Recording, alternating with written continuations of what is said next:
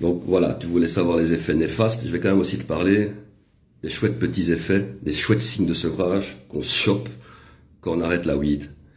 C'est pas de la blague non plus, c'est très pénible. C'est vraiment, pour certains, c'est très très dur. Donc voilà, les signes de sevrage du cannabis, c'est quoi? On ressent de la colère, de l'agressivité. Forcément, on a une incapacité à rester en place. Et on n'arrête pas de bouger. On peut avoir de l'anorexie et donc perdre du poids. On se sent très irritable.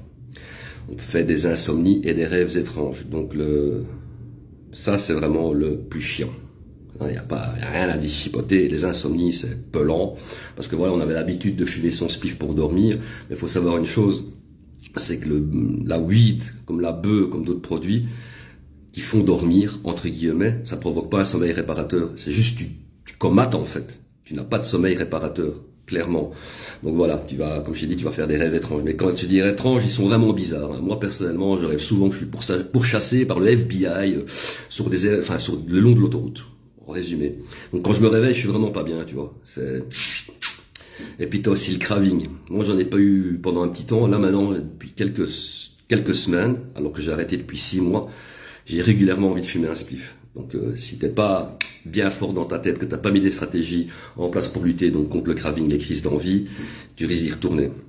Donc il y a aussi des signes un petit peu moins fréquents, je vais aussi un petit peu vite fait en parler, c'est-à-dire des frissons, des douleurs abdominales, des tremblements et la sueur aussi. Tu peux fortement transpirer, tu te réveilles la nuit après avoir fait un rêve bien mystique et t'es trempé mon ami, mais laisse tomber comme si tu sortais de ta douche. Hein. Moi au début quand j'ai arrêté, ici à la clinique, je pouvais changer parfois 2 fois de t-shirt la nuit. Hein. C'était une catastrophe. Et donc voilà, les effets, on va dire, psychologiques, pour le résumer vite fait, ça dure 6 à 8 jours, mais les tensions physiques durent approximativement 1 mois. Donc voilà, ouais, comme je dis, il y a un côté cool et apaisant, il y a des gens que ça aide de fumer de la bœuf et du shit, ça les calme, etc., etc., mais ça doit rester dans un certain cadre.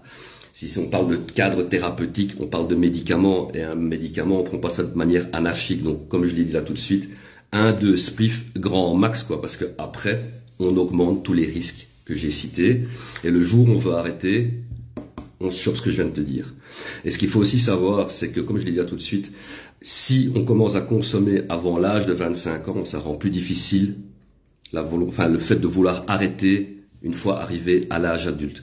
Donc, les plus jeunes qui regardez ça, si vous êtes dans le cannabisme, pensez tout doucement à arrêter, parce qu'un jour, quand vous vous direz, putain, ça me coûte un bras, ça me coûte pas mal de ma santé mentale, j'ai envie d'arrêter, ça va être beaucoup plus dur. Donc, faut se prendre en main le plus vite possible.